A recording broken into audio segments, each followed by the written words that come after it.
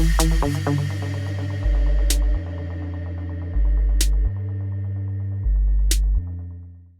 welcome to Drive Central. Here's where you find out what's going on Drive this week. Don't forget Facebook, Twitter, and Matt Farah. Also on Facebook. Yes, and SmokingTire.com. Yeah. So this is kind of Matt Farah month, right? Well, because I'm here. Yeah, you're here. I'm not here very often. Yeah, and we did Road Testament last week. And we have a correction to make on Road Testament. One of the commenters, actually like 9 of the commenters pointed out, and amazingly not in a dick way, yes, that the Ariel Atom V8 is in fact 2 Hayabusa engines turned into a V and not 2 Yamaha engines. My bad. Yeah, yeah. There's another Yamaha V8 out there somewhere. It's just not in the Ariel. It's Atom. not the Hartley V8 from the Ariel Atom. Sorry. But you know, the perils of doing live TV. It happens. Yep. What are you gonna do? Anyway, what are you gonna do? Let's talk about your show, Tuned, Yeah. in which you play the world's biggest horsepower whore. Yes, I am a slave to the horsepowers, and we have driven many of them. In fact, our average horsepower per episode is way up this season compared to last episode. Right, because last season it was something like 581 was average. All right. Yeah. But, you know, we had a motorhome. That's true, yeah. Yeah, you kind of average it down. Yeah. So this one, it's mostly sports cars and crazy horsepower Mercedes and stuff like that. But this week on Tuned, we have gone the other way with it. Not a huge power thing.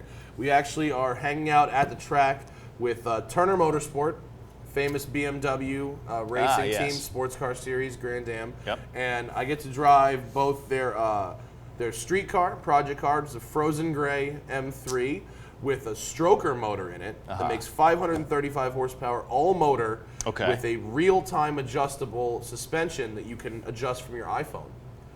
While you're driving? Your iPhone, officer, I was not texting. My front suspension was a little firm. I need a little firming up on the damper. Exactly. So, is it for like? But I mean, how does that supposed to work? Is that like from outside the car or just? No, you have to be inside the car to do it. Okay. But you can do it from your iPhone or an iPad, or there's actually a button for it too. That's very cool. It's really cool, and as a nice extra treat, I get to drive my first real race car, which is the BMW E92 M3 that Bill Auberlin and Paul Dall'Anna won the Continental Championship in last year. That is very cool. Yeah. I just saw that out at Laguna. Yeah, it's racing. It's racing this year. It's I mean, this is not a huge horsepower car. This is a 415 horsepower car. So while it drags down your average a little bit, average it's horsepower still awesome. is down, but average excitement is way up. It was a full fire suit. Yeah. I have never driven on slicks before. And these people are going to think I'm super amateur hour because I've never driven on slicks. Well, I just assumed.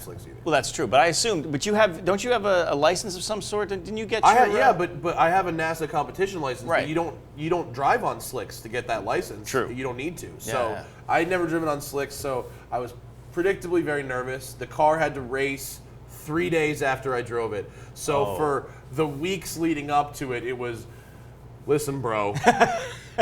I know you're good about this stuff, but you really need to not up. Yeah, yeah. And it repeated, phone call. Listen, man, I know, but please, dude, I got it. I'm fine. I get in the car and they're strapping me in. They're like, dude, you don't understand. This car needs to race in 3 days. Like, don't mess up. And then I go out on the track and I'm driving, having the time of my life. I actually was having so much fun that I drove past the checker and I didn't see the checker and got an extra lap. But apparently on the sidelines, the race team was telling my camera people that I wasn't driving fast enough. After drilling into my head for a week that if I mess up, my life will be over. I mean, so there's a downforce issue that you needed to... It wasn't a downforce issue. I'm driving someone else's $250,000 race car. So they're telling... I mean, they weren't telling you to drive faster. They were just saying you weren't driving fast enough. They were saying I was being a pussy. They were giving... Exactly. I didn't want to assume, but that's the... No, after all that, they were saying I was being a pussy. That's a damn shame. It's, but you do what you got to do. First time in a race car, it's... turn, brake, gas, don't crash, turn, brake, gas, don't crash, is what it is. This is the life of being a sort of an amateur who gets thrown into the seat of a professional. I know, and you don't want to be that guy. You don't want to be the guy that backs it into the wall the week before the race. No, of course not. Well, actually, let's take a look at Matt not crashing it right now.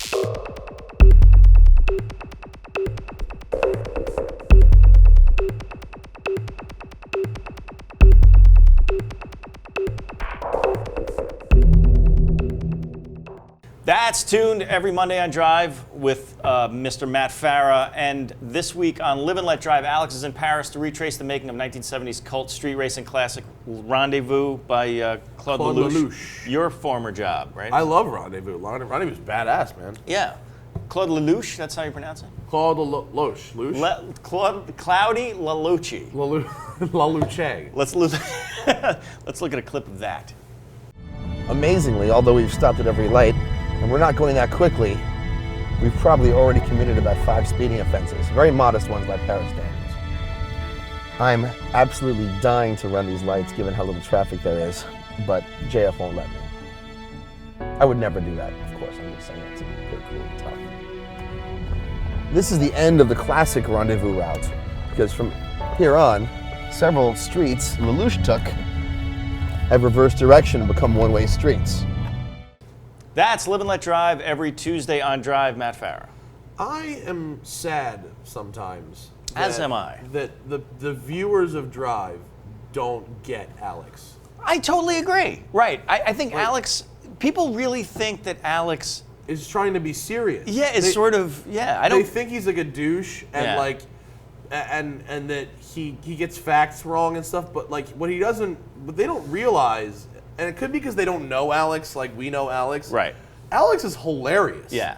Like Alex isn't serious about anything. Right. His whole show is like no reservations meets an idiot abroad. Like that's the point of the show. That's exactly it. An idiot abroad. The Pilkington reference is exactly it. Yeah. I mean, his fake history stuff is some brilliant. of the funniest, brilliant crap that I've ever heard. But the point of Alex's entire show is that he's an idiot. Yes. That's and if you comment going, this guy's an idiot, you're an idiot because you don't get it that he's doing this gag on purpose. Right. It's like watching Carl Pilkington and going, "What's with this guy? He's such a dimwit." You know, it's like, that's that's friggin' it's Pilkington. Right. Exactly. So that's the deal with Alex. So yeah, anyone who goes on the commenting system and writes, "This guy's an idiot," you're an idiot. Right. Because you don't get the joke. It's not that the joke isn't good. Right. Because I get the joke and it's hilarious. Yeah. I die laughing when I watch it. Exactly. Just something to keep in mind when you're watching Live and Let Drive every Tuesday. Thursday? Tuesday. It's Tuesday. Tuesday. Every Tuesday. Every Tuesday. Tuesday. Yeah, And Harris is speaking of Tuesday, actually, and this week, Chris Harris versus the Mercedes-Benz CLS AMG shooting brake. What's a shooting brake, Matt Farah? A shooting brake, and it's a debate on how do you spell brake. I like to spell it B-R-E-A-K. Right, and that's how the Germans the point spell it. of a shooting brake originally was that they would want their sports cars, but they'd want to go hunting with them. Mm-hmm. So they put a wagon on the back so they could take a break from shooting in terms of having a picnic. And actually, usually a lot of booze. It's pretty much they would just get wasted at the back of their Aston Martin shooting brake. That sounds fabulous. Right, but as modern times have come, they have dropped the B-R-E-A-K in favor of B-R-A-K. Because it sounded more automotive-like? Well, I think so many people were just messing it up anyway. They just said, screw it, let the idiots have their spelling. Is this like an Alex Roy fake history lesson? Made up history. That's actually true history. That's not made up. That's completely true. Chris Harris on cars. Let's take a look at him with the CLS AMG shooting brake. Here's a word that perfectly describes the way the car industry has evolved over the past 15 years. Niche. Making an impact these days is as much about finding some unoccupied space in the market as it is competing with established competition. So just about everything is a niche nowadays. In fact, there are so many niches and sub-niches, SUVs, SAVs, CCs and, well, WTFs, that they almost blend into one homogeneous whole. And suddenly a Ford Mondeo seems rarer than an uncontroversial Lewis Hamilton tweet, because within all those niches, no one actually makes saloons or sedans anymore.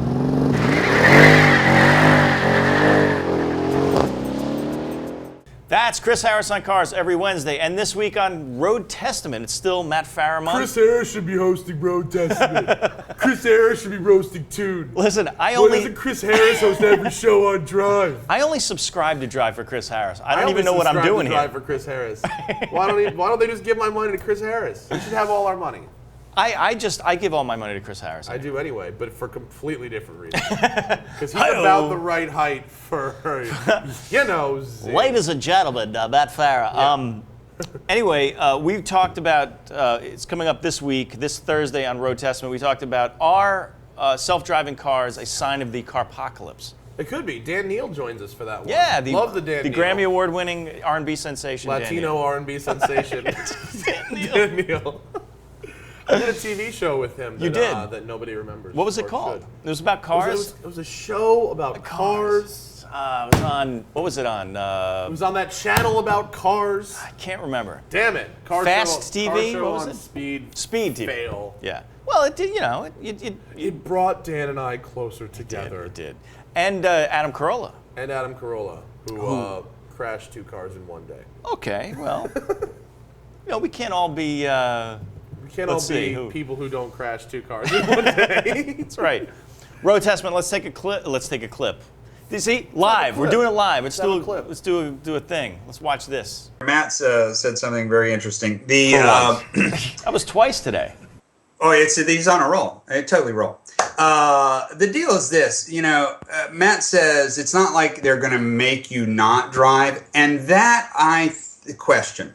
That's Road Testament every Thursday. And don't forget to watch Shakedown for the latest racing analysis and scathing commentary by Leo Parente. That's Shakedown every Monday and Friday. Right, Matt Farah? That's right. And for those of you people that keep asking where Drive Clean, Big Muscle, and Ride Apart are, because I read your comments. I do. We all do. We do quarterly things here. Yeah. Tuned. Yeah. Tuned is Q1 and Q3. Yeah, that's true. You know what I'm saying? We got their seasons, right? They're not like winter, friggin' spring, fall, whatever that is, right? Monday, Tuesday, Thursday, Wednesday. Right. It's Drive Clean, Ride Apart, and Big Muscle will be back in October. Yeah. When Tuned is over. Right. So we can't do them all the and time. Live and Let Drive is over also. The only show we can do all the time is this piece of crap that we and do Chris right Harris, now. because Chris Harris should host every show on Drive. Well, and Chris is a freak of nature, so he just so the rest of the shows are coming back. So that's Drive Clean with Larry Casella, Big Muscle with Mike Musto, yep. And Ride Apart with Wes and Jamie. Wes and Jamie. They don't actually talk like that. Yeah. Wes and Jamie. Yeah, exactly. So coming up, keep an eye out for that. And that is, what show is this?